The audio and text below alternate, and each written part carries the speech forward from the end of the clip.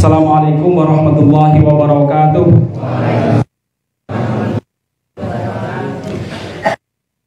Pujian yang sempurna hanya milik Allah Subhanahu wa taala.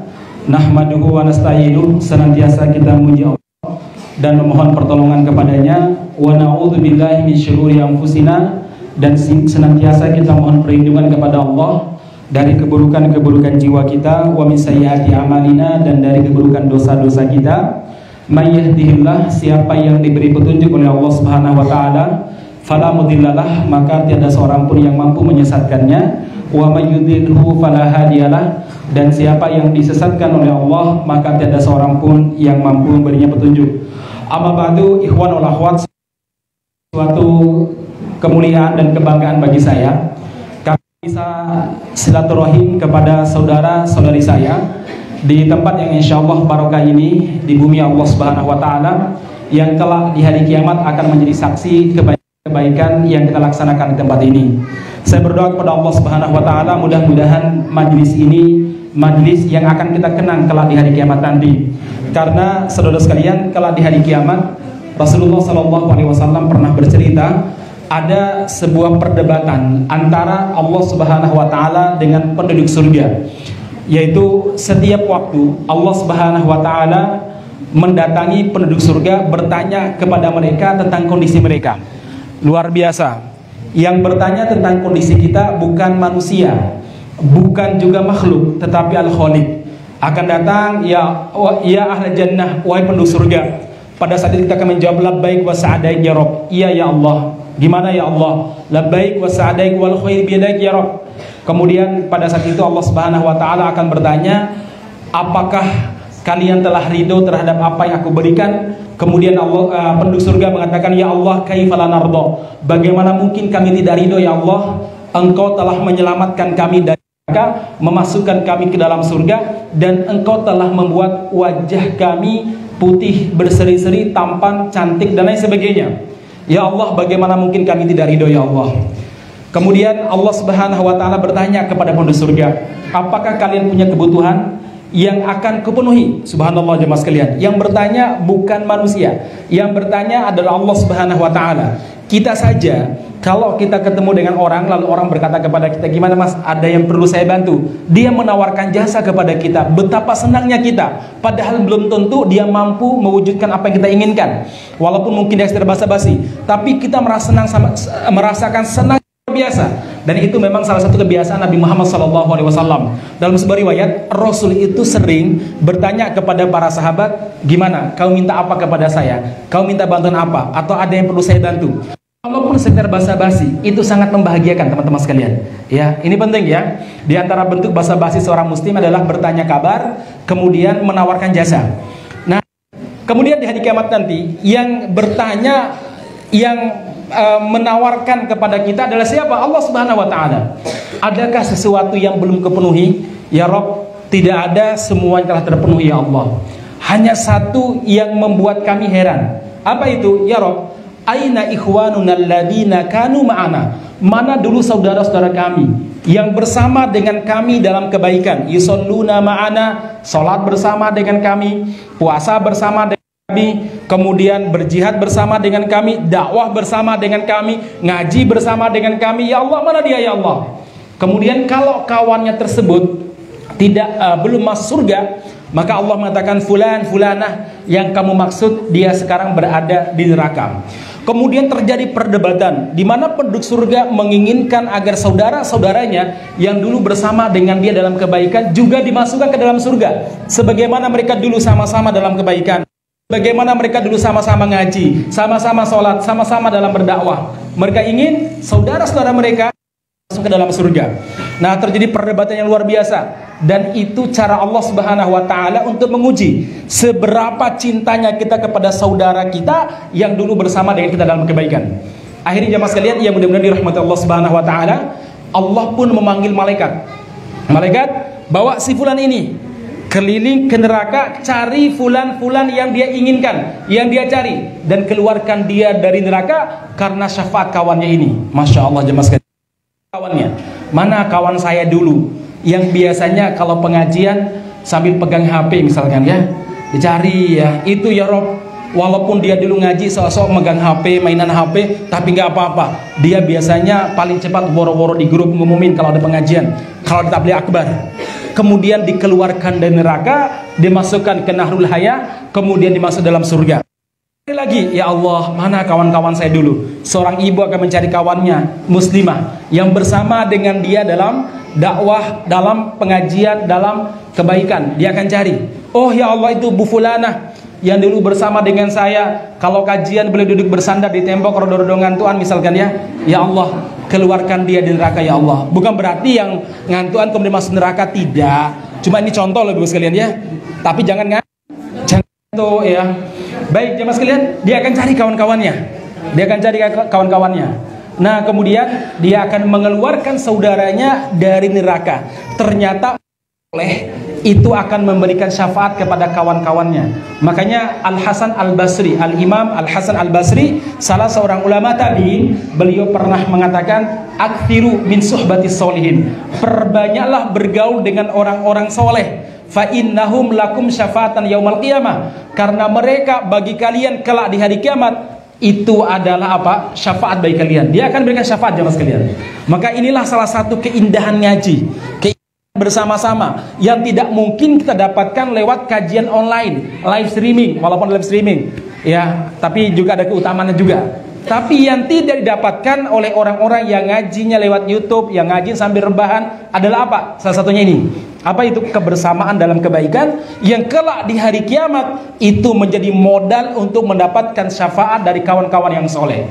Dan inilah salah satu kebahagiaan saya. Kalau saya datang ke sebuah tempat, alhamdulillah ketemu dengan bapak-bapak, ibu dan soleha, dengan adik-adik yang tadi semangatnya luar biasa. Saya berdoa kepada Allah mudah-mudahan Ibtisam betul-betul membuat umat Islam tuh tersenyum terus mas ya.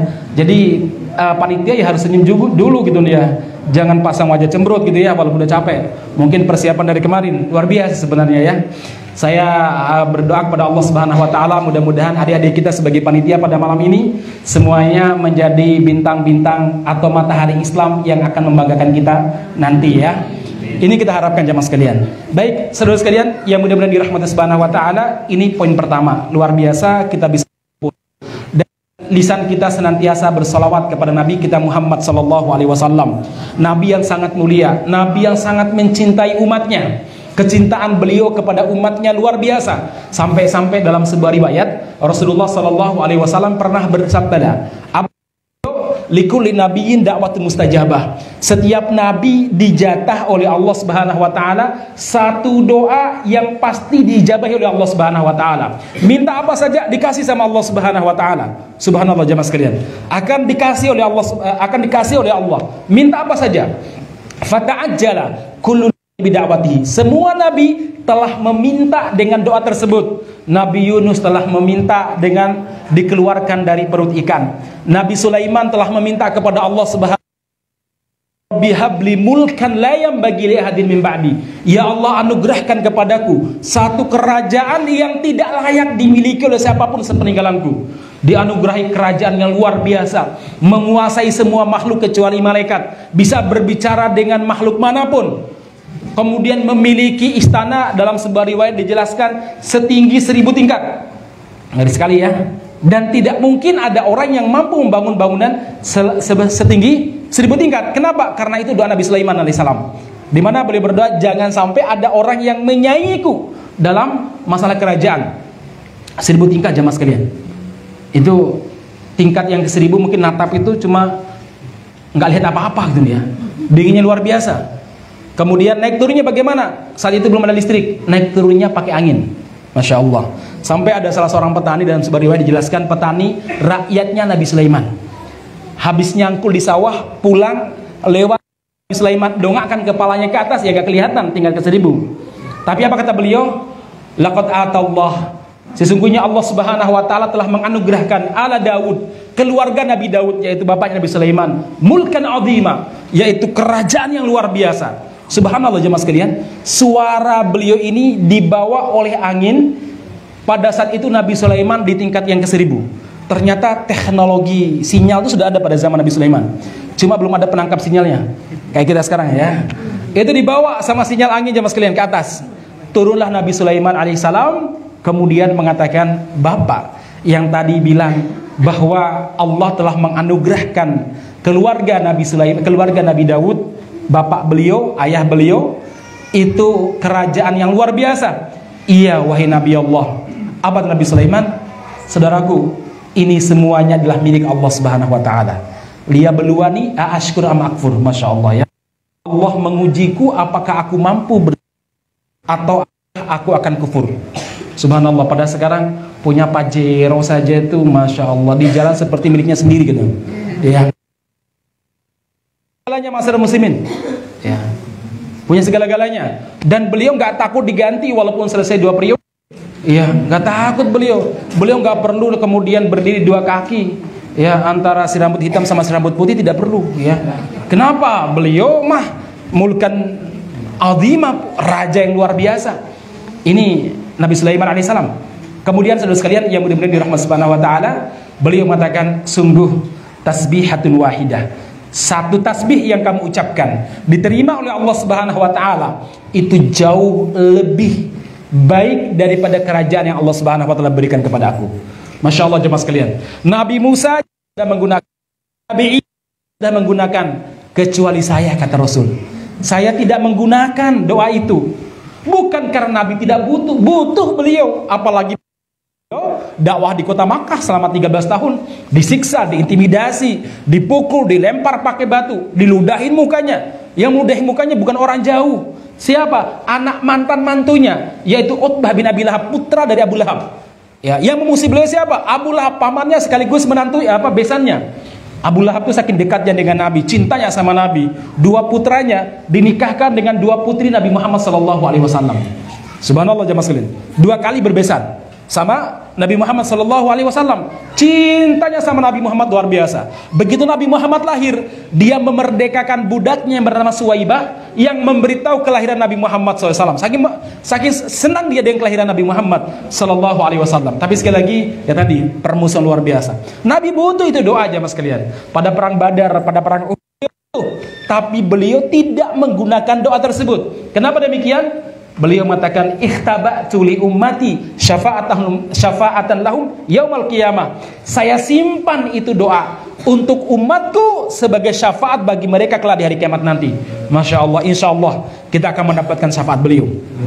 Ya. Wahyana ilatun liman mata min ummati la yusyriku billahi syai'a. Sesungguhnya syafaat ini akan didapatkan oleh setiap umatku yang meninggal dalam keadaan tidak menyekutukan Allah dengan sesuatu apapun. Masya Allah, ini bersyukurnya kita menjadi umat Nabi Muhammad SAW. Baik sekalian, materi kita sebagaimana yang disampaikan oleh pembawa acara tadi, abang atau bapak atau mantan abang oleh abang tadi ya, bahwa kajian kita ini rodo-rodo serius ya, menghadang dakwah. Selama ini dengar wali Allah ya, padahal dalam Al-Quran manusia cuma 2 kategori. Kalau bukan wali Allah ya wali setan. Nggak ada wali yang ketiga. Wali kelas ya tergantung dong, bisa wali Allah, wali setan juga ya. Kalau wali band insya Allah muslim ya, wali Allah insya Allah ya. Ya kalau, nah jamaah sekalian yang mudah-mudahan dirahmati Allah Subhanahu wa taala, manusia dalam Al-Qur'an dibagi hanya ada 2 kelompok. Tidak ada kelompok yang ketiga. Orang munafik, kalau nifaknya nifak akbar, maka dia aulia syaiton. Kalau nifaknya nifak asgor, nifak kecil, maka dia insya Allah masih wali Allah. Walaupun level kewaliannya sangat rendah. Tapi sekali lagi jamaah sekalian, wali Allah Subhanahu wa taala itu ada. Misalkan Allah Subhanahu wa taala berfirman, a'udzubillahi minasyaitonir rajim. Bismillahirrahmanirrahim. Ala inna awliya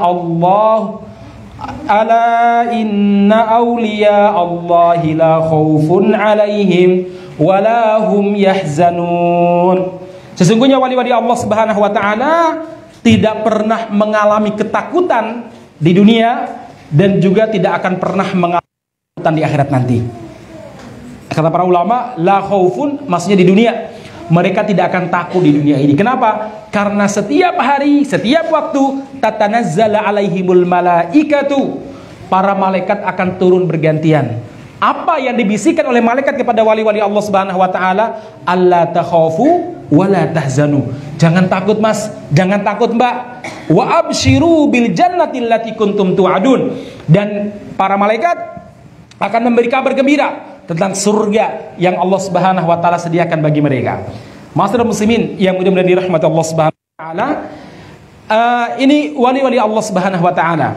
Kemudian Allah menyebutkan ciri-ciri mereka. Alladzina amanu wa kanu yattaqun. Mereka adalah orang-orang yang beriman dan mereka adalah orang-orang yang bertakwa. Ada juga Allah Subhanahu wa taala berfirman, walladzina kafaru awliya'uhumut taghut yukhrijunahum minan nuri ilad dhulumat ulaika ashabhum fi khalidun. Dan orang-orang kafir mereka adalah yang mengeluarkan mereka dari cahaya, dari kebenaran, dan memasukkan mereka dalam kegelapan kekafiran, yang mengeluarkan mereka dari lingkungan baik kemudian menjerumuskan mereka dalam lingkungan yang buruk. Mereka inilah calon-calon penduduk neraka dan mereka akan kekal di dalam neraka. Baik jamaah sekalian yang mudah-mudahan dirahmati Allah Subhanahu wa taala, ini singkat kata. Jadi manusia itu cuma ada dua kelompok. Wali setan. Jadi kewajiban kita ada wali setan, dan insya Allah kita semuanya wali Allah Subhanahu wa taala. Walaupun satu dengan yang lainnya derajatnya berbeda-beda. Baik jamaah sekalian yang mudah-mudahan dirahmati Allah Subhanahu wa taala. Ini poin pertama, yang kelompok. Apakah dia wali Allah ataukah dia wali setan? Sejak zaman Nabi Adam pasti ada manusia atau ada makhluk yang menjadi wali Allah, ada juga makhluk atau manusia yang menjadi wali setan. Itu tetapkan di setiap masa. Dunia ini nggak pernah sepi dari dua kelompok ini. Kalau bukan dia wali Allah, pasti wali setan. Setiap masa jemaah sekalian, dunia nggak pernah sepi daripada dua kelompok ini, kecuali nanti menjelang kiamat. Kapan itu? Ketika angin sepoi-sepoi yang diutus wa ta'ala dari Yaman itu kemudian masuk ke dalam ketiak setiap orang-orang yang distempel oleh binatang yang bisa berbicara, dabatu minal ardi, karena disebutkan sebuah riwayat nanti menjelang kiamat Allah Subhanahu wa taala akan mengeluarkan dabah, yaitu apa? Binatang yang keluar dari perut bumi. Dia bisa berbicara dan binatangnya aneh. Sebagian riwayat yang saya baca tingginya sampai awan, ada juga mengatakan tingginya 40 hasta. Wajahnya seperti wajah kambing, telinganya telinga gajah, kakinya kaki unta, dadanya seperti dada harimau, kemudian ekornya seperti ekor seperti ekor kucing. Ya pokoknya aneh lah, gabungan dari sekian binatang ya. Nah dia akan berbicara kepada manusia. Apa yang dia bicarakan? Dia menyampaikan dakwah, menjelaskan kebenaran Islam. Pada saat itu semua orang ingin beriman, tapi sudah nggak ada lagi manfaat iman pada saat itu ya. Karena ini terjadinya setelah matahari terbit dari arah barat. Tidak ada manfaat lagi orang beriman ketika binatang ini berbicara. Nah, kemudian dia membawa stempel mukmin dan stempel kafir. Distempelkan orang-orang mukmin, demikian orang kafir distempel. Jadi manusia ada dua juga, mukmin sama kafir. Kemudian jamaah sekalian yang mudah-mudahan kemudian datang angin sepoi-sepoi, angin yang lembut sekali, lebih lembut daripada sutra yang datang dari Yaman dan Syam. Itu akan masuk ke ketiak setiap orang yang terstempel mukmin dan dia pun meninggal, sehingga yang tersisa di dunia ini adalah orang yang paling buruk sekali. Yang paling buruk sekali. Kata Rasulullah SAW, orang yang paling buruk itu ada dua di dunia ini.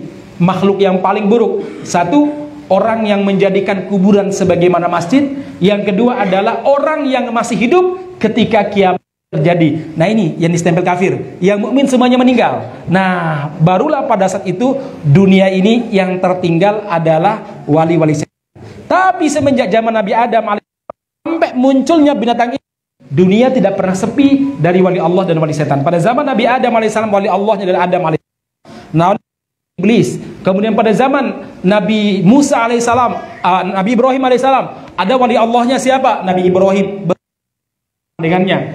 Wali setannya siapa? Namrud dan orang-orang yang mendukungnya.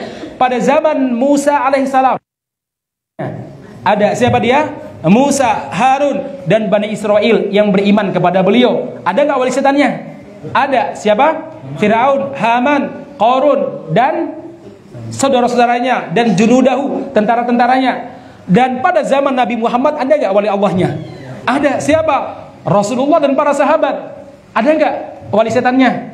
Ada. Ada Abu Jahal, Abu Lahab. Dan pada zaman kita sekarang, ibu-ibu, bapak-bapak, pasti ada manusia yang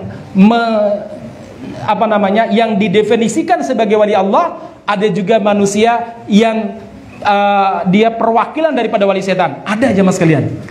Ada nggak? Ada ya. Dan saya yakin, hakul yakin, orang kemudian orang yang merangi umat Islam, Amerika dan lain sebagainya, pasti wali setan. Ya enggak sih?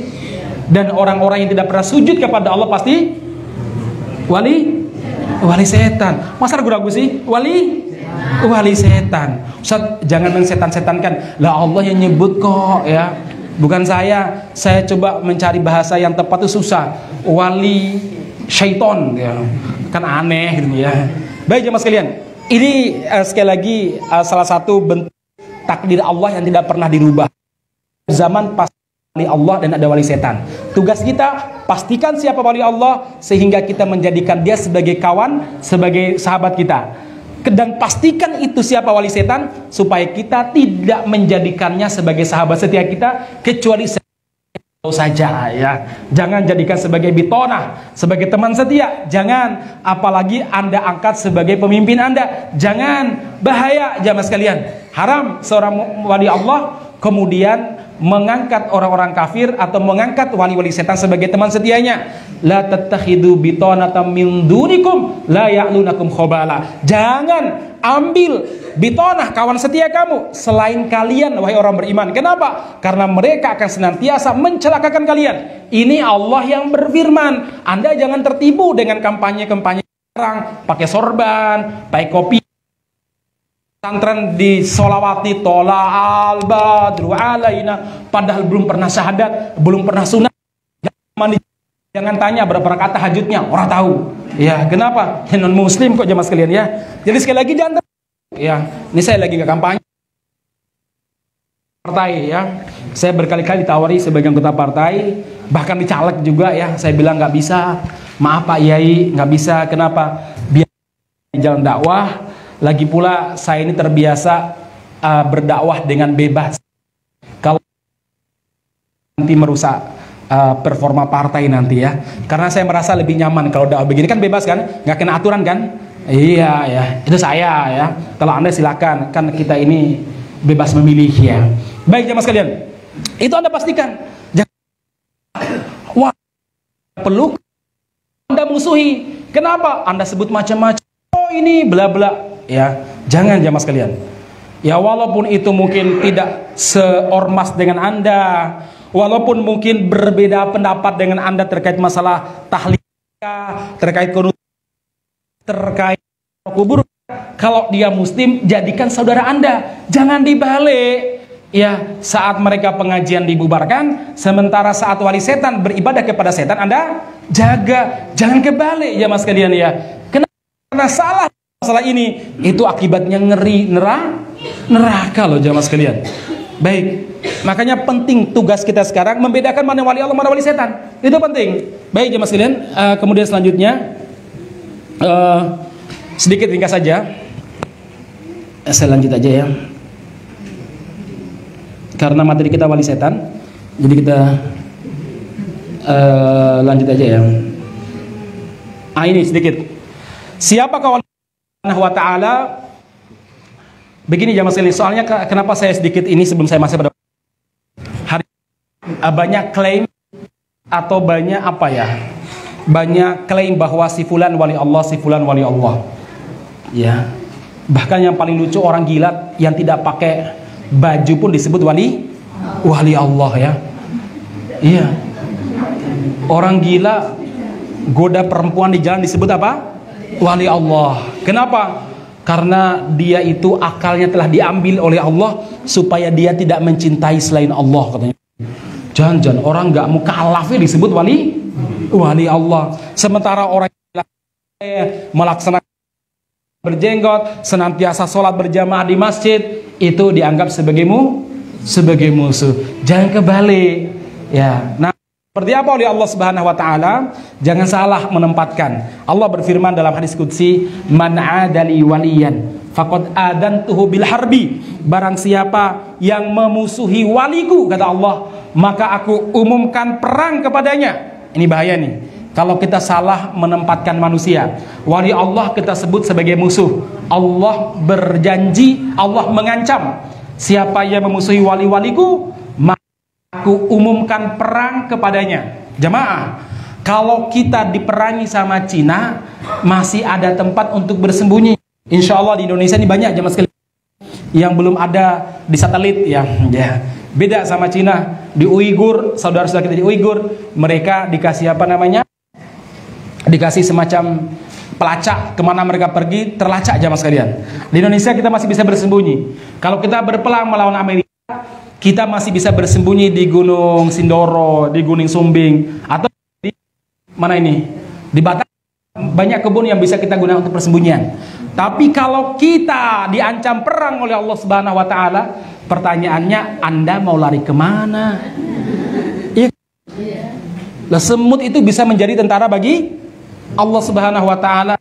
Gajah bisa menjadi tentara bagi Allah. Bahkan mungkin kuda tunggangan kebanggaan kita bisa diubah oleh Allah Subhanahu wa taala sebagai tentaranya kalau kita mengingkari Allah Subhanahu wa taala. Jangankan itu, wali Allah yang bernama tentara Allah Subhanahu wa taala misalkan yang bernama Covid, yang bentuknya kayak apa itu ya? Wajahnya seperti, hidungnya seperti apa, gaya berkomunikasi seperti apa, pakai bahasa apa, itu menggegerkan dunia. Ya, untuk Covid kan, kapan datanya dan tahu nggak? Ada salah seorang pejabat Indonesia namanya The Lord of L. Itu tahu itu kalau Covid datang kapan itu ya. Saya nggak tahu gimana cara dia berkomunikasi dengan Covid ya. Ada itu kan. Ya, luar biasa ini. Tahu orangnya ya? Hah? Iya, The Mr. of L ini ya. Dia tahu ini Covid sebentar lagi naik. Dulu ngerti, loh saya tahu. Ini orang tahu dari mana? Kapan dia komunikasi sama Covid? Baik, enggak usah, itu kan lewat berita, lewat macam-macam. Iya sih, orang kan sekarang bisa buat berita ya. Ya, ada bapak yang dulu katanya mau menjanjikan kalau dia jadi presiden nanti akan ada namanya kartu prakerja. Jadi kalau nggak kerja tetap dapat gaji. Di sebuah negeri namanya Andusilah ya. Baik, masyarakat muslimin yang mudah-mudahan dirahmati Subhanahu wa taala, kembali Pak sampaikan tadi ya. Ini soalnya terang-terangan live streaming soalnya ya. Saya coba yang bilang begini jamaah sekalian. Wali Allah kita jangan sampai wali Allah kita sebut sebagai mungkin radikal, kita sebut sebagai ahlu bid'ah, kita sebut sebagai teroris, kita sebut sebagai orang pencinta syahwat misalkan, padahal dia wali Allah. Bahaya. Allah mengatakan, man adali waliyan faqad adantu bil harbi. Siapa yang memusuhi wali-waliku, maka aku umumkan apa? Perang kepadanya. Wala yazalu abdi yataqarrabu ilayya, dan senantiasa hambaku bertakarrub kepada kami. Di antara takarrub yang aku cintai dari wali-waliku adalah apa? Melaksanakan apa yang aku wajibkan. Itu bentuk takarrubnya.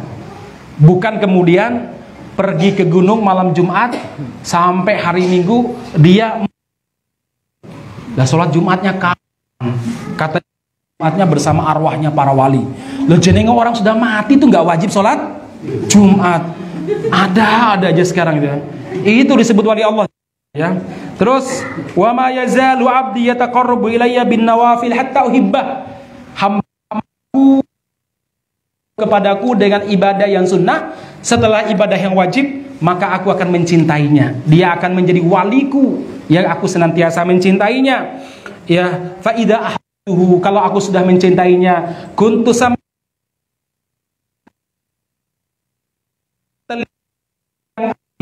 untuk mendengar, maksudnya telinganya tidak digunakan untuk mendengarkan perkara-perkara yang haram, ya termasuk haram.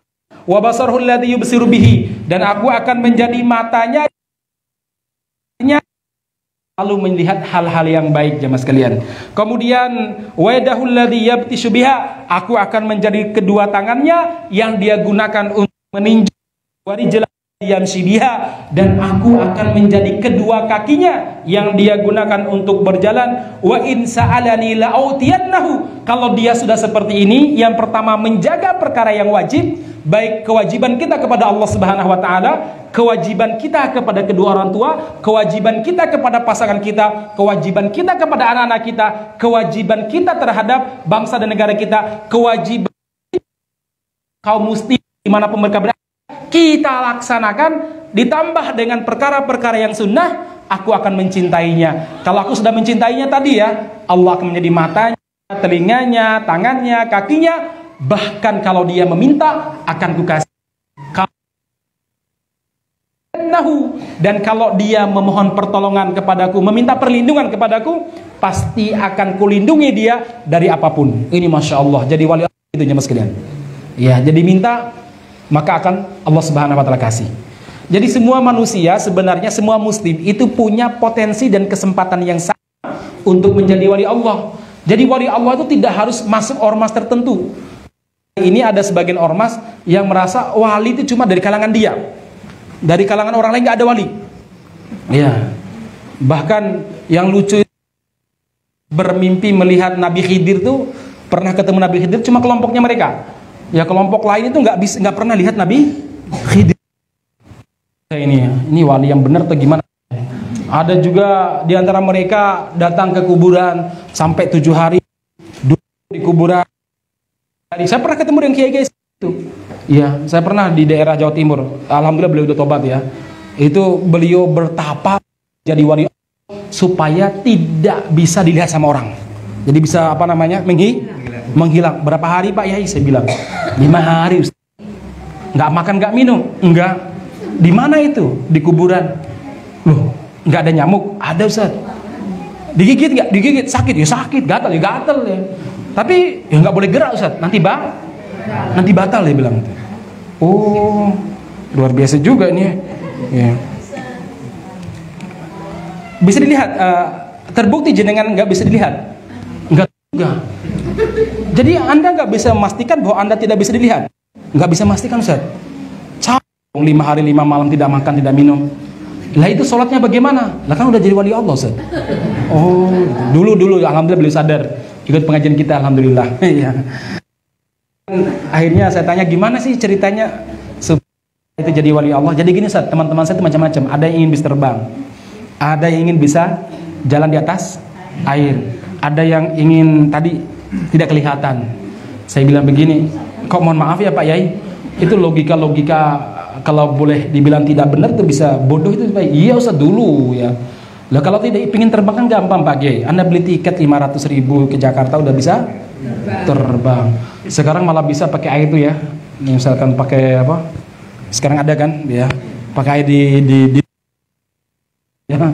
Bahkan sekarang drone yang bisa ngangkat kita terbang. Banyak sekali ya. Atau mungkin kalau pengen jalan di atas air gampang kan?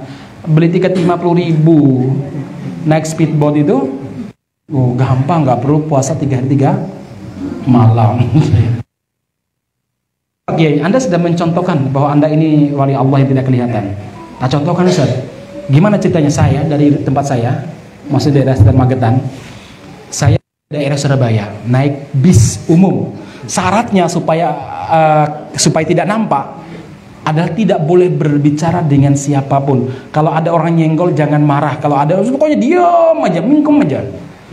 Ya, saya itu Ustaz dari berangkat sampai pulang itu, ya nggak ada orang ngajak bicara. Ya nggak ada yang bicara. Terus memang saya tidak kelihatan atau karena kasihan sama saya gitu ya. Karena makan pun saya nggak dari bayaran. Tapi saya nggak bisa memastikan itu gara-gara saya nggak kelihatan atau jadi akhirnya udahlah saya tobat dari akidah kayak gitu jemaah sekalian. Kata beliau begitu ya. Baik jemaah sekalian. Jadi kalau jadi wali Allah tuh apapun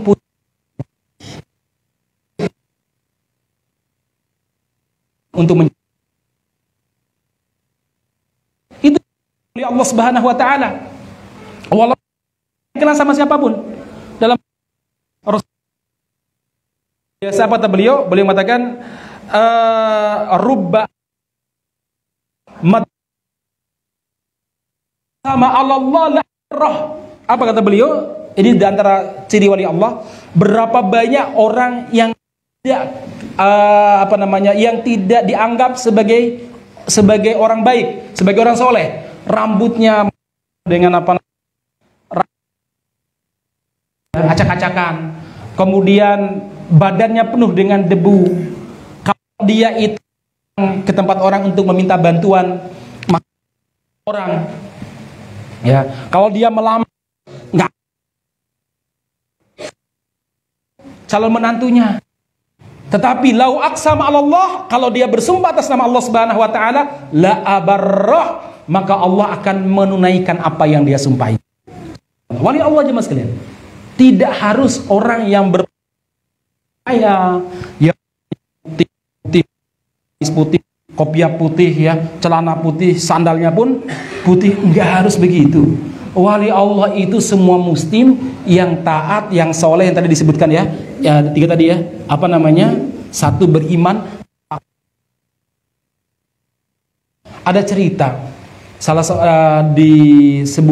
dalam sebuah waktu di sebuah kesempatan Nabi Muhammad SAW menyebut kepada para sahabat sambil pengajian ini, sebentar lagi akan lewat di hadapan kalian seorang laki-laki min ahli jannah, dari penduduk surga. Semua sahabat heran, siapa ya? Ternyata lewatlah orang yang namanya aja nggak dikenal. Sampai para sahabat nggak tahu namanya siapa, cuma disebut rojulun min ansor, seorang laki-laki dari Ansor. Saking nggak terkenal aja mas kalian. Begitu tidak terkenalnya.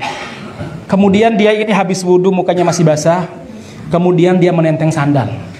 Ojo takon sandalnya merek apa Ustaz? Ojo takon lah itu nih. Pokoknya nenteng sandal, dulu ada mereknya. Kemudian duduk bersama dengan para sahabat. Hari berikutnya Nabi Muhammad SAW mengatakan, sebentar lagi akan lewat di hadapan kalian seorang laki-laki dari penduduk surga. Semua dengar, lihat, mana orang. Ternyata orang yang sama kemarin. Wajahnya baru selesai wudhu, dia menenteng sandal, bergabung dengan Rasulullah dan para sahabat. Sampai 3 hari berturut-turut Nabi Muhammad SAW menyampaikan demikian. Itu yang membuat Abdullah bin Umar, ada juga yang mengatakan Abdullah bin Abbas, pokoknya di antara para sahabat, salah seorang sahabat itu datang menemui laki-laki tersebut, kemudian mengatakan, ada juga mengatakan Abdullah bin Amr bin As ya, pokoknya beda-bedalah nama riwayatnya, nama sahabat. Dia bilang, saudara, boleh nggak saya menginap di rumah Anda karena saya punya masalah dengan bapak saya? Oh boleh. Ya akhirnya dia menginap, maksudnya ingin mencari tahu apa amalan dia, sehingga Rasul menyebut dia sebagai penduduk. Kira-kira kalau penduduk surga wali Allah apa bukan? Wali Allah jemaah sekalian. Itu jelas wali Allah, Rasulullah yang merekomendasikannya. Malam pertama dia orangnya biasa-biasa aja, bangun azan, berangkat ke masjid. Dikiranya beliau itu bangun dari jam 12 sampai kemudian subuh dia sholat. Enggak. Dia Abdullah ini mengatakan, coba mungkin siapa tahu dia siang hari puasa. Ternyata siang hari puasa juga. Kemudian dia terus, siapa tahu banyak. Ternyata infaknya biasa-biasa aja. Hari kedua sama, hari ketiga sama. Setelah hari ketiga, Abdullah ini bilang, wahai sahabatku, saya ingin terus terang. Bukan karena saya punya masalah dengan orang tua saya, tapi saya dengar bahwa kamu, kata Rasulullah, termasuk penduduk surga.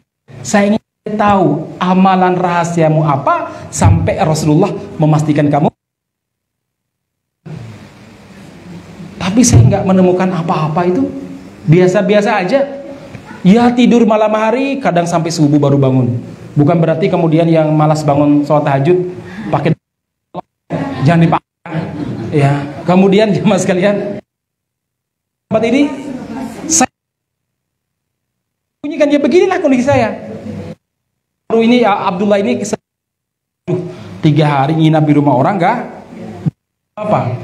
Setelah dia diam lama, akhirnya si sahabat Ansor bilang, oh ya, cuma satu yang saya lakukan. Mungkin ini saya nggak tahu ini termasuk apa tidak. Amalan yang luar biasa. Apa itu?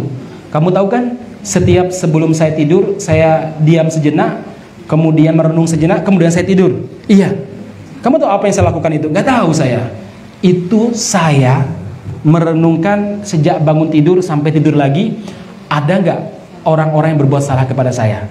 Kalau ada, saya maafkan mereka. Saya nggak pernah menyimpan dendam kepada seorang muslim pun, kecuali malam saya maafkan setiap hari, sehingga saya tidak pernah ada dendam sama seorang muslim. Apa kata Abdullah? Nah, iki jarang orang yang bisa seperti ini. Lah, ibu-ibu tuh sampai 7 keturunan masih ingat tuh. Mas nanya. Nah, ini sahabat malam itu hilang jamaah sekalian. Ini berat. Wali Allah ya mas sekalian. Wali Allah dan lain sebagainya. Baik, itu sedikit wali Allah. Langsung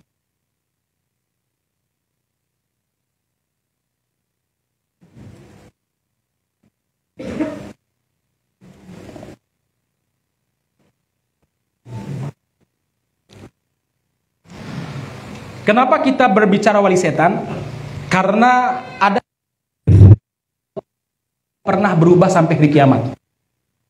Allah sama wali setan itu pasti bermusuh.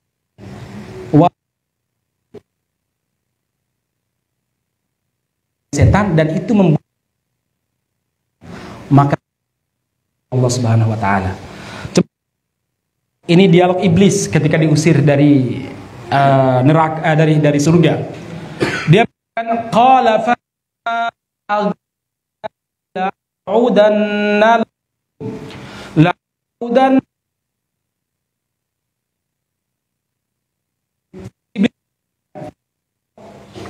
karena engkau telah menghukum saya tersesat, saya benar-benar akan menghalang-halangi jalan dari jalan engkau yang lurus. Ini janji dari iblis. Dia akan bersama dengan tentaranya, walinya, untuk menghalang-halangi manusia dari jalan kebenaran. Pada setiap hari kita meminta kepada Allah Subhanahu wa taala, ihdinas siratal mustaqim. Iblis bersumpah, siratal mustaqim yang kita minta, mereka akan menggagalkan kita untuk bisa istiqomah. Perlu dia lewat wali-walinya. Nah, jemaah sekalian, seperti apa wali setan?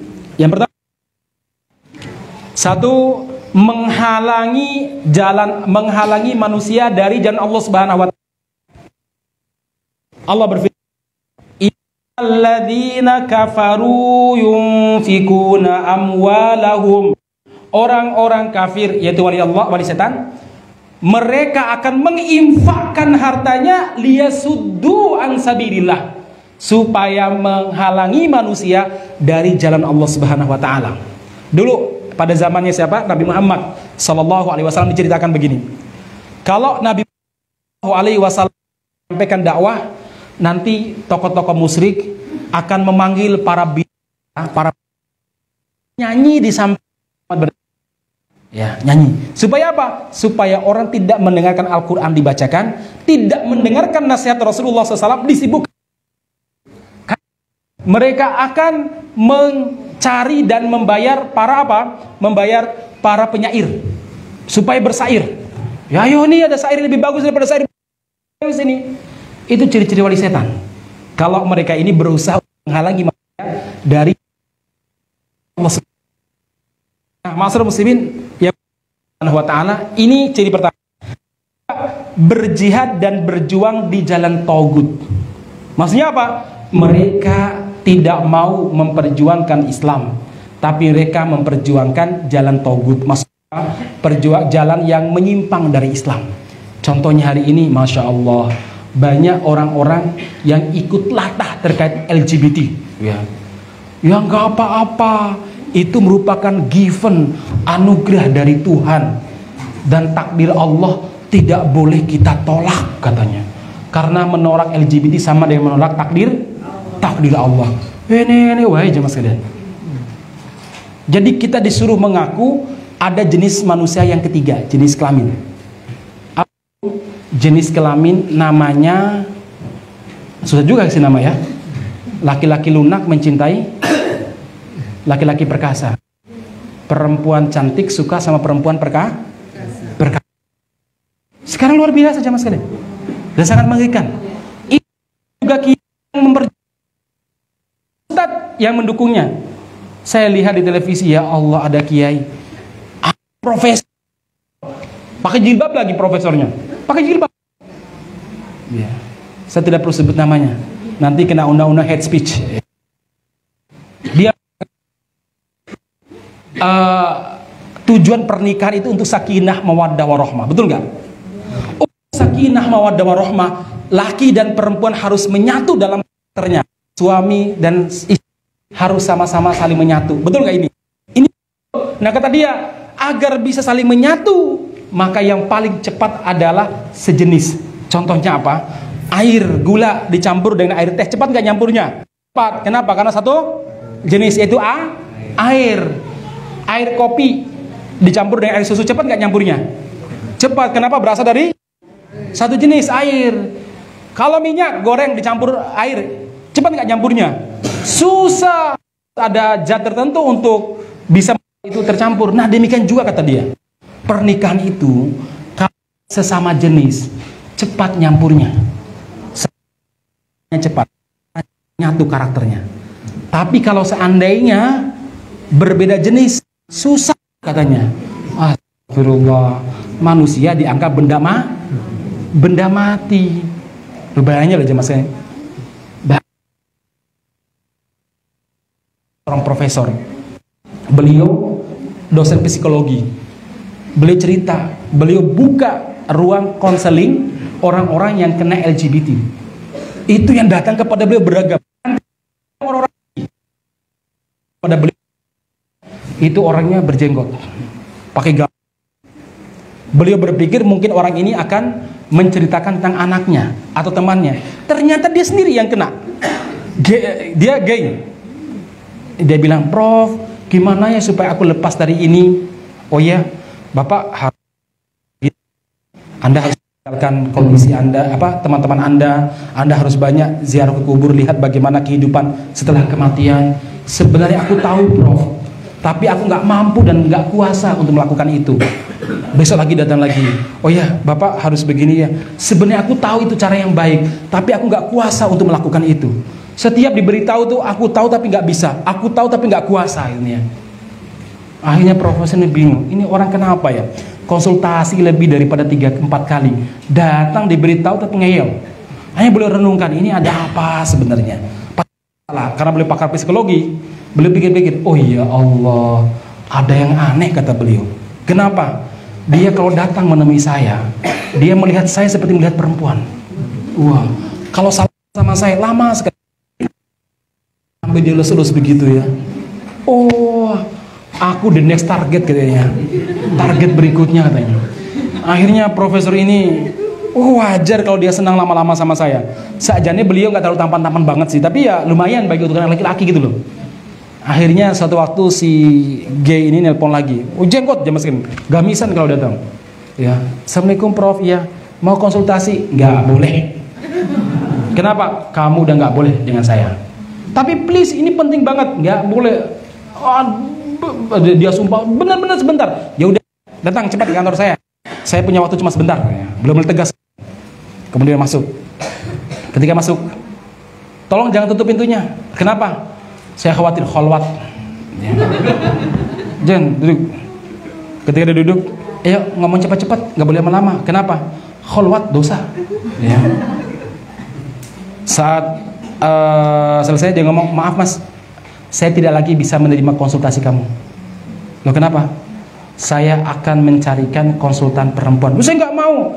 sama saya udah haram. Kenapa? Kamu sudah tidak sejenis dengan saya. Jadi seharusnya perempuan, gua nggak mau Prof. Ya udah saya pergi aja silakan kalau mau pergi ya. Pas mau salaman nggak boleh. Kenapa? Bukan mahram. Dan saya lah jemaah sekalian, kalau seperti termasuk kemarin ada kiai, ada ustadz yang membela kedatangan Coldplay yang mau joget di Surabaya, di Jakarta tuh, yang November ya mau datang tuh ya. Itu ada kan, musik itu para ulama nyanyi itu para ulama berbeda pendapat.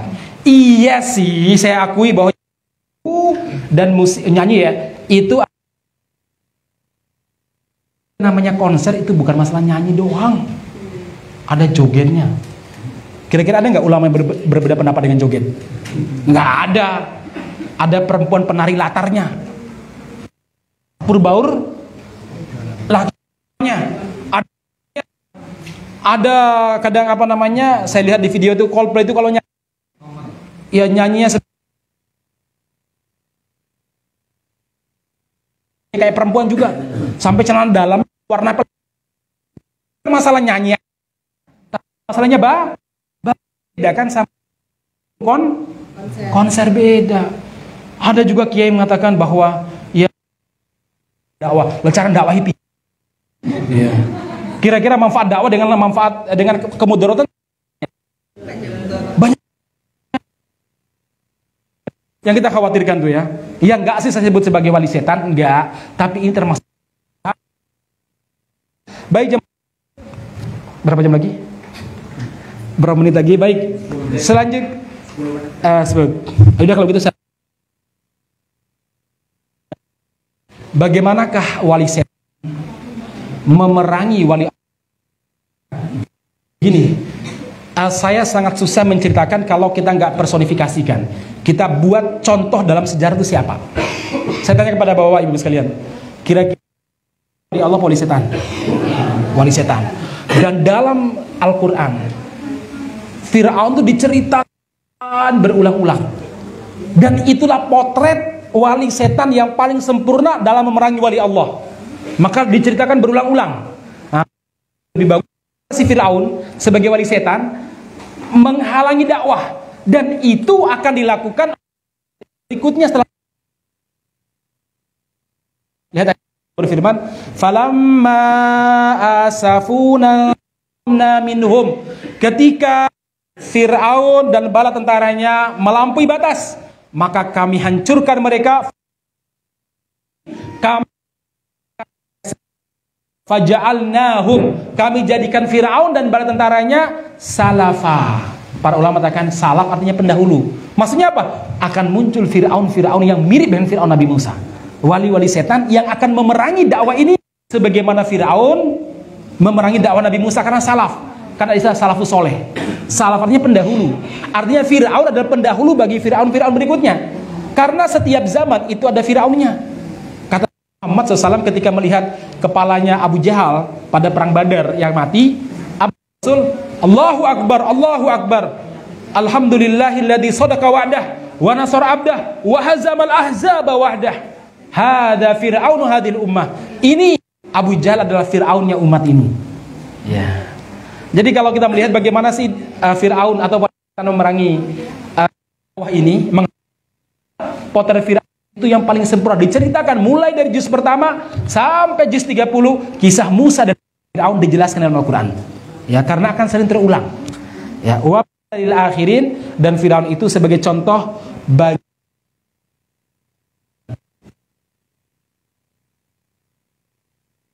memperlihatkan bagaimana mereka menghadapi satu, membunuh karakter dakwah dan dai.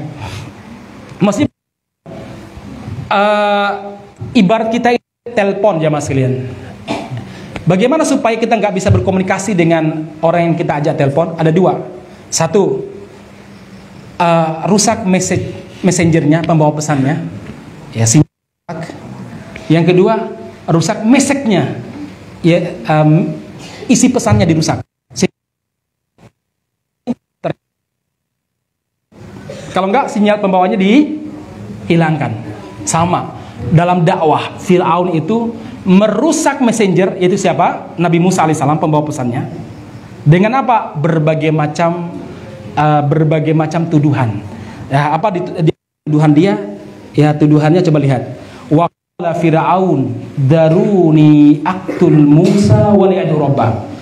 Wahai kaumku, biarkan aku membunuh Musa dan biar Musa memanggil Tuhannya. Inni akhafu ayyubaddila dinakum. Ini pembunuhan karakter. Tuduhan yang tidak benar. Aku khawatir Musa itu akan mengganti ideologi kalian. Au yudhiru fil ardil fasad. Kalau enggak, bisa jadi Musa itu akan melakukan kerusakan di kerajaan kalian. Ini kalian. Jadi pertama adalah rusak karakter dai. Misalkan dituduh berzina, padahal nggak jelas, dituduh WA chat mesum, padahal HP-nya di tangan mereka gitu ya. Di mana seorang Habib atau seorang kiai chat sementara HP-nya bukan di tangan beliau misalkan ya.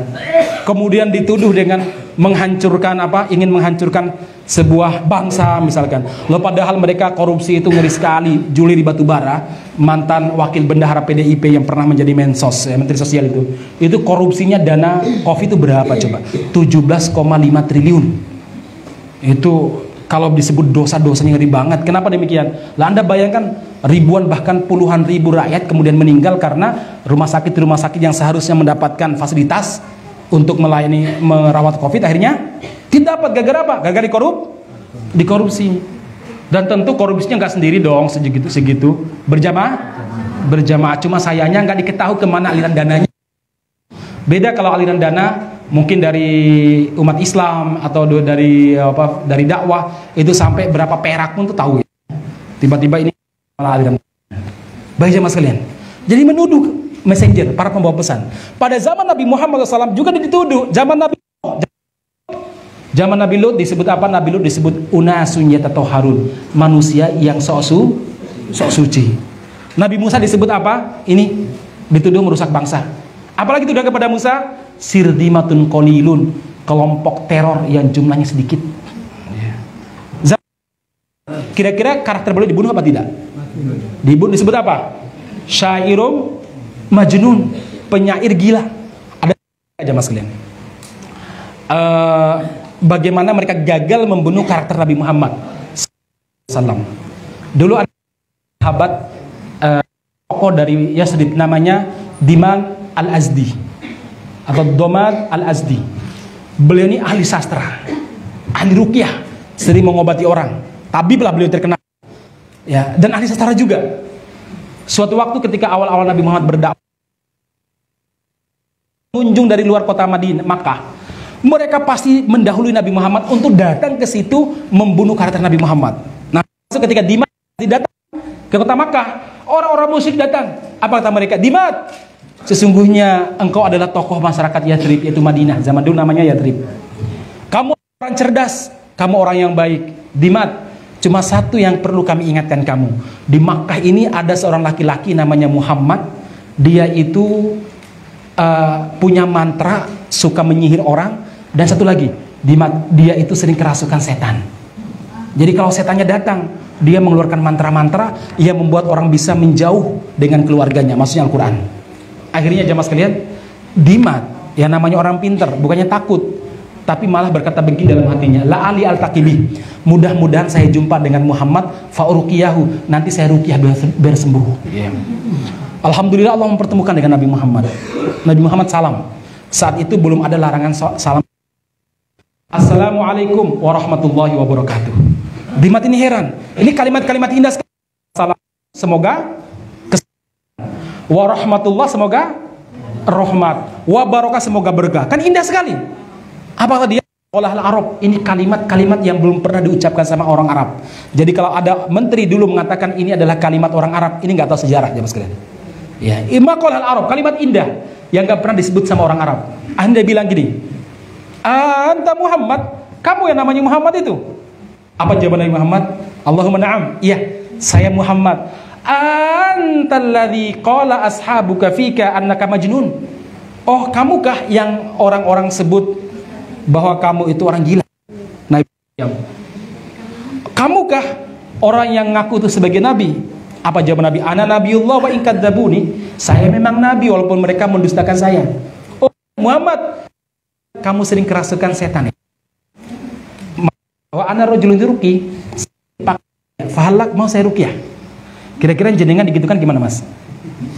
Kayaknya kerasukan setan ya Mas ya? Oh marah. Lebih baik bersimbah darah daripada gitu kan begitu kalau kita ya. Nabi Muhammad cuma senyum aja. Sudah kata Nabi, sudah. Ya, kalau begitu dengarkan saya kata Nabi Muhammad. Baik. Innal hamdalillah nahmaduhu wa nasta'inuhu wa nastaghfiruh. Pak. Cuma karena kita ini enggak akhirnya ketika khotib Jumat baru innal hamdalillah udah ngantuk Bapak itu ya. Iya kan Pak ya? Iya. Kalau saya alhamdulillah setiap Jumat enggak pernah ngantuk, Pak. Khotib terus soalnya. Innal hamdalillah, tapi ternyata capek juga ya kalau dengan khutbah lama. Ya apalagi kalau nggak paham ya. Saya ini bukan orang Jawa ya. Jadi kalau orang khutbah itu kadang apalagi bahasa Jawa itu yang kromo nggak juga ternyata capek ya. Innal hamdalillah nahmaduhu wa nasta'inuhu wa nastaghfiruh sampai asyhadu an la ilaha illallah wa asyhadu anna muhammadan wa asyhadu anni rasulullah. Sampai Nabi begitu ya belum membaca An-Nas, apa kata Dimat Al-Azdi? Bagus sekali apa yang kamu ucapkan. Coba ulangi lagi Muhammad. Innal hamdalillah nahmaduhu wa nasta'inuhu. Tadi sudah wa nastaghfir wa nastahdi. Coba bagus banget. Ini bukan kata-kata manusia ini. Indah sekali. Ulangi sekali lagi Muhammad. Diulangi lagi ketiga kali oleh Nabi Muhammad. Apa dia bilang? Innaha lawahyun minas sama'. Ini pasti wahyu dari langit, bukan ucapan manusia. Asyhadu an la ilaha illallah wa asyhadu annaka rasulullah. Gagal pembunuhan karakternya. Ya. Kadang mereka nuduh macam masih banyak tuduhannya. Nah ya, Muhammad dengan mudammam. Muhammad artinya apa? Apa Ustaz? Terpuji. Mudammam, damun artinya apa? Tercela. Nanti kalau ada orang luar datang dari luar kota Makkah ngomong, di sini ada seorang namanya Mudammam. Jangan dengarkan ya. Mudammam. Apa Mudammam? Nggak mungkin kan orang yang menamakan Mudammam yang tercela. Itu loh Muhammad yang terpuji itu ya. Apa kata Nabi Muhammad? Mereka tanpa sadar memujiku kata Nabi Muhammad. Jadi Nabi Muhammad itu selalu mengambil positif thinking dalam berbagai macam masalah. Mereka malah memujiku dengan sembunyi-sembunyi. Jadi Nabi Muhammad masih banyak sebenarnya kalau kita lihat ya. Baik, ini satu. Dan hari ini jemaah sekalian, orang-orang yang berpihak pada wali setan juga pasti membunuh karakter. Perang istilah namanya harbul mustalah, perang istilah. Ini ada sejak zaman Nabi Adam. Jadi orang itu untuk menyimpangkan manusia dari kebenaran, nggak langsung disimpangkan. Untuk membawa kebenaran nggak langsung dibunuh. Dia harus punya legitimasi bahwa orang ini buruk dan harus ditangkap, harus dibunuh atau harus dipenjara, harus ada legitimasi. Nah, cara gimana legitimasi? Cara pembunuhan karakter, yaitu stempelkan cap-cap buruk. Untuk menghancurkan Nabi Adam, pohon yang terlaknat disebut Sajaratul Khuldi, pohon yang mengekalkan. Perang istilah ilakum minan nasihin Adam.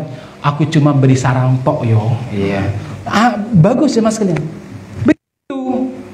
Kemudian orang-orang dulu nggak mungkin langsung merangi Nabi Muhammad. Apa? Mereka sendiri yang disebut alami yang terpercaya mereka perangi. Gimana caranya? Bunuh dulu karakternya supaya ada legitimasi. Ada apa legitimasi itu? Paham ya? Ada pengesahan, ada alasan untuk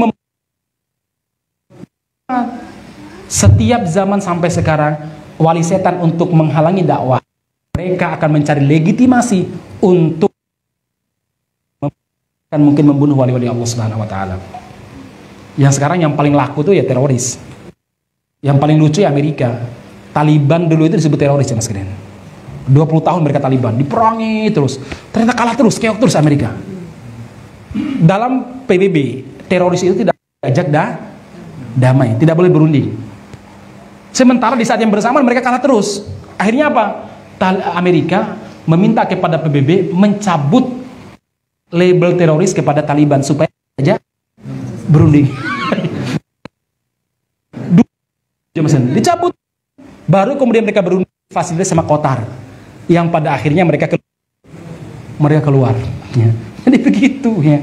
Jadi caranya mereka ya itu label ya Mas Gideon. Label akan terus. Hari ini mungkin apalah ya. Mungkin kadal gurun atau unta gurun ya monggo lah mereka akan nyebut macam-macam. Baik. Jamaah sekalian, mereka sering mengkultuskan diri dan mengkultuskan apa yang mereka miliki. Ini yang terbaik. Kami adalah apa namanya? Harga mati. Tapi mereka sendiri yang korupsi. NKRI harga mati. Tapi ketika Cina masuk ke perairan Indonesia, nggak ada mati. NKRI harga mati. Tapi apa? Sila 5 mau ditri serba kontradiktif. Iya. Ya. Mau jadikan trisila bahkan ekasila dulu ya. Mau cuma gotong royong tok ya. Jadi beginilah. Kadang wali-wali setan itu mengkutuskan diri tapi di saat yang bersama dia melakukan sesuatu yang sifatnya kontradiktif. Mereka bangga-banggakan diri mereka, tapi mereka sebenarnya merusak. Dan itu yang dilakukan oleh Fir'aun. Apa dia bilang? Coba lihat. Tsumma adbara yas'a fahasyara fanada faqala ana rabbukumul a'la. Dia mengatakan, aku adalah Rob. Rob artinya apa? Secara bahasa, Rob artinya pengatur. Aturanku, undang-undangku, a'la, lebih daripada ayat suci yang Musa. Akulah yang mengatur ini. Aku tinggi atau aturan aku lebih tinggi daripada ini bawa sama Musa dari Tuhannya. Saya pernah pejabat pernah mengatakan, dia bilang begini, ayat-ayat konstitusi lebih tinggi daripada ayat-ayat suci Al-Quran. Nauzubillahi min dzalik loh. Pada suci itu ayat konstitusi kadang tahun di amandemen. Kenapa? Tidak sesuai dengan kepentingan mereka. Amandemen terus ya. Dulu Indonesia asli beragama ada gak? Gak ada, di amandemen. Baik jemaah sekalian, berikutnya cara bagaimana menebarkan ancaman. Kaumnya ikut atau ikut Musa. Kalau ikut aku dapat fasilitas. Ikut akan keperangi. Akhirnya kaumnya ikut Firaun. Suka ngancam. Ya. Mas setan oleh setan. Pernah ngomong begini dulu.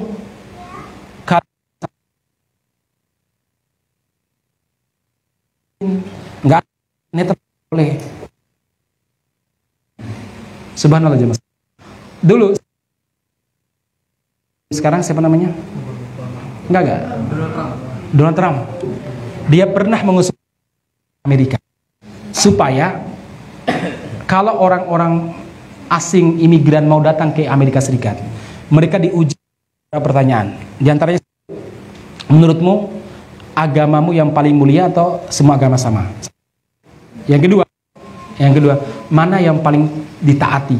Ayat-ayat suci agamamu atau ayat-ayat suci konstitusi kami? Kalau jawabannya tidak sesuai dengan keinginan, maka nggak boleh tinggal di Amerika Serikat. Sampai segitu loh wali setan ya, menguji. Jadi kalau kita mengatakan bahwa agama kami yang paling benar, nggak boleh. Anda coretan. Kalau Anda mengatakan ayat suci lebih tinggi daripada ayat, Anda dicoret. Ya. Baik. Ancaman. Selanjutnya memenjarakan. Jelas Allah firman ketika orang-orang musyrik ingin menghadapi menghadapi hijrah Nabi Muhammad SAW. Sebagian para sahabat telah, kemudian mereka berpikir, ini kalau Nabi Muhammad berhijrah maka ancaman bagi mereka. Mereka pun akhirnya diskusi di sebuah tempat namanya Darun Nadwah. Kemudian saat itu ada seorang setan, yang menjelma dalam bentuk seorang laki-laki yang ternyata itu kalau tidak begitu percaya kepada wali, dia datang untuk merangi orang-orang. Lalu pada perang Badar banyak setan yang bergabung dengan pasukan orang-orang musyrik, tapi kemudian lari tunggang langgang. Kenapa? Mereka melihat para malaikat. Sampai disebutkan dalam sebuah riwayat, setan pada zaman pada perang Badar itu lari sampai terkentut-kentut. Jadi para sahabat mendengarkan suara kentut nggak lihat orangnya. Ya. Kalau sekarang kan banyak orangnya gitu. Badar ya mas kalian, lari. Inni aroma la tarawun inni akhafullah rabbal alamin. Lihat apa yang tidak kalian lihat. Saya melihat apa yang tidak kalian lihat, maksudnya malaikat. Setan itu kadang terjun langsung ketika dia tidak begitu percaya, ingin memberikan dukungan kepada walinya, dia turun langsung menjelma dalam bentuk manusia. Ya, pernah kan pada zamannya Rasulullah SAW membaiat para sahabat pada baiat Aqobah kedua, sekitar jam 2 malam. Satu orang gak ada yang tahu dari kalangan musyrik. Nabi membuat 3 lapisan. Lapisan pertama dijaga oleh Ali, yang kedua saya lupa. Pokoknya sampai ya yang kedua Abu Bakar. Lapisan ketiga itu tempat baiatnya mas kalian. Jadi ada yang menjaga. Nabi Muhammad membuat 3 lapisan, keamanan, security. Tiba-tiba setan berteriak, "Oh, Abul Hujurat, wahai orang-orang yang tidur, bangun! Sungguh Muhammad malam ini sedang membaiat sahabat-sahabatnya untuk memerangi kalian." Para sahabat kaget. Akhirnya orang-orang pada hidupkan lampu di kota Makkah. Para sahabat bilang, "Ya Rasulullah, bukankah kita rahasiakan ini ya Rasulullah?" "Iya." "Lah itu siapa ya Rasulullah?" "Innahu adzabul Aqobah." Itu adalah setan yang sering berkeliaran di pantai, di lembah Aqobah. Kalian pulang tidur, jangan biar aku yang mengurus setan ini, kata Rasul. Akhirnya Rasul mengambil batu atau apa, membaca kemudian melemparnya. Karena setan tuh kadang menjelma langsung ya mas. Ya, banyak. Saya nggak tahu di Indonesia banyak nggak setan-setan yang menjelma. Yang masalah juga ini. Baik ya mas kalian. Jadi sekali lagi, akhirnya mereka mengusulkan 3 kan. Satu, usulan mereka bagaimana kalau seandainya Muhammad kita penjarakan. Tapi jin, setan yang menjelma dalam bentuk manusia mengatakan, enggak, saya nggak setuju. Kalau Muhammad dipenjarakan, apakah kalian mengira Bani Hashim, maksudnya keluarga Nabi Muhammad, membiarkan Muhammad dipenjara? Kalian akan pasti diperangi sama Bani Hashim. Apa kalian mengira pengikut Nabi Muhammad membiarkan Muhammad dipenjara? Enggak, jangan dipenjara. Bagaimana kalau Muhammad kita usir? Apa kata setannya? Enggak boleh. Kalau kalian usir, kalian tahu kan Muhammad itu pintar ngomong. Dia punya daya tarik. Dia itu orangnya kalau bahasa sekarang good looking. Ya. Ternyata Nabi Muhammad itu good looking loh ya. Dan good look itu sunnah Nabi. Rasul pernah bersabda, asam tuh berpenampilan menarik, good looking, itu termasuk ciri khas para nabi. Jadi bukan ciri orang radikal. Ciri apa? Ciri khas para nabi. Anda ini harus good looking ya mas ya. Nah, Muhammad tuh pintar menarik orang. Nanti kalau di tempat dia tinggal Makkah, dia akan mengumpulkan orang. Kalau dia sudah punya pasukan banyak, dia akan menyerang kalian. Apa kalian nggak takut? Ya udah. Akhirnya Abu Jahal mengusulkan, bagaimana kalau seandainya kita bunuh? Nah ini usul yang paling bagus kata setannya. Nah bagaimana caranya? Caranya adalah setiap kabilah harus mengutus 1 atau 2 orang terlibat membunuh Muhammad, hingga Bani Hashim tidak bisa lagi memerangi kabilah yang ada semuanya ini. Nah jadi sekali lagi jamaah sekalian, atau mengusir atau membunuh. Supaya apa? Dakwah itu nggak sampai ke masyarakat dan sampai ke masyarakat. Lihat hari ini jemaah sekalian, saudara-saudara kita di India, ya Allah mengerikan India. Bapak-bapak, ibu-ibu buka berita. India itu kaum muslimin dibunuh, dibantai, ditembak di tempat di depan polisi. Polisi api menembak penumpang muslim.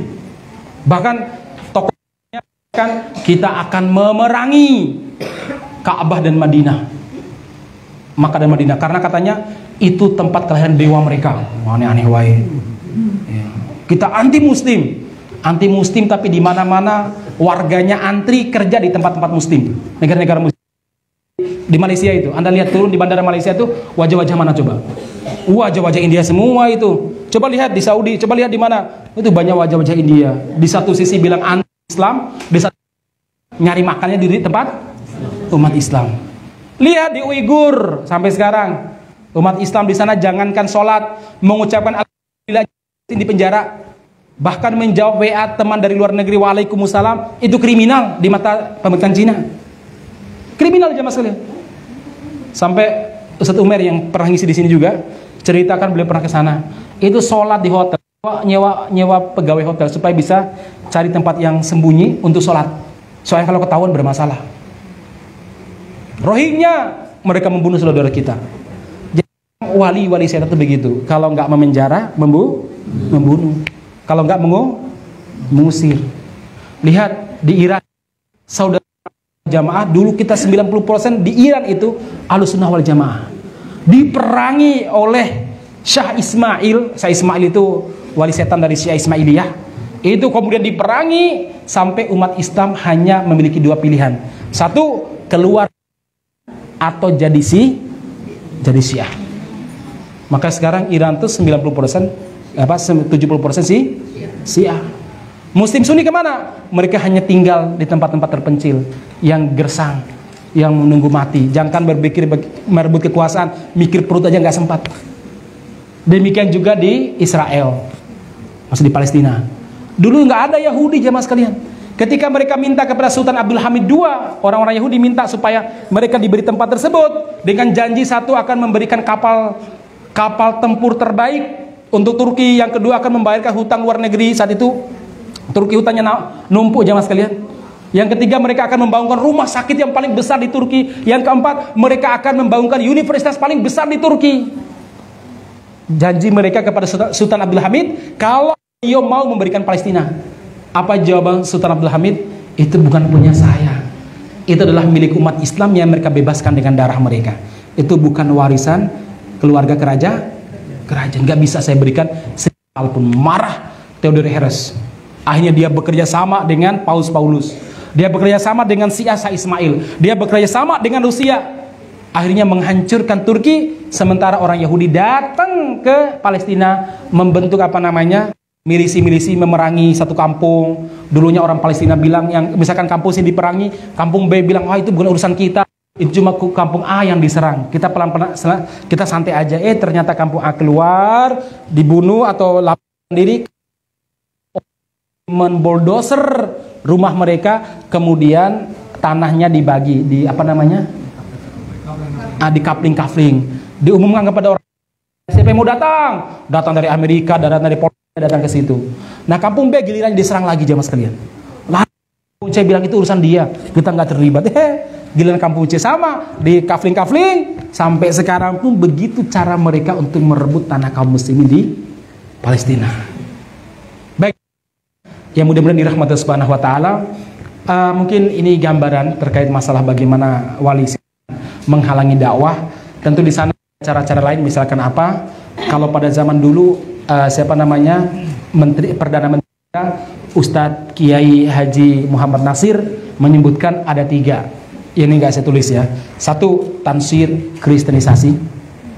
Yang kedua adalah apa? Itu sekularisasi. Di bagaimana Muslim tapi pikirannya sekuler. Muslim tapi anti dengan syariat. Muslim tapi maunya diatur oleh syariat cuma di masjid. Di luar masjid tidak mau diatur oleh syariat. Jadi pinginnya musim sholat aja. Ya, di luar syariat nggak boleh mengatur. Jadi pinginnya mereka Allah hanya boleh mengatur di masjid. Di luar padahal itu bumi Allah, oksigen milik Allah, mereka pingin diatur oleh nafsu mereka. Ini yang kedua kata Muhammad Nasir. Yang ketiga, yang terakhir adalah apa? Nativisasi. Dan ini yang jarang kita sadari. Apa itu? Mengembalikan ingatan orang Indonesia kepada masa sebelum Islam, Hindu, Buddha. Maka dibangunlah Borobudur. Dulu Borobudur itu sudah seperti apa dulu? Itu seperti tempat orang buang sampah. Orang nggak tahu. Nah, pada zaman Jepang digali lagi, dibangun lagi supaya orang teringat bahwa nenek moyang mereka adalah orang Hindu. Jadi hilangkan keterkaitan Indonesia dengan Islam. Sama Prambanan juga demikian, dan demikian. Akhirnya film-film pun juga demikian. Jadi seakan-akan kalau kita berbicara sejarah Indonesia, kerajaan Indonesia Hindu, tutur tinular ya Hindu, ya Hindu Islam. Kemudian apalagi film. Kalau zaman saya kecil itu ada namanya Deru-debu, apalagi? Iya, Krishna, Brahmana ya, itu semuanya identik dengan apa? Hindu. Itu namanya nativisasi. Supaya kita ini seakan-akan orang Hindu nenek moyang kita. Seakan-akan Islam tidak ada kaitannya dengan Indonesia. Baik, saya kira Allah majma'in. Maaf hal yang kurang berkenan. Waktu saya serahkan kepada beliau pembawa acara. Sepertinya beliau sengaja membiarkan saya lewat, nggak apa-apa lah. Terima kasih ya. Karena saya ini kan. Iya. Demikian. Silakan. Terima kasih Bapak Yusuf dan Ustaz Masud Yusuf Mujahid.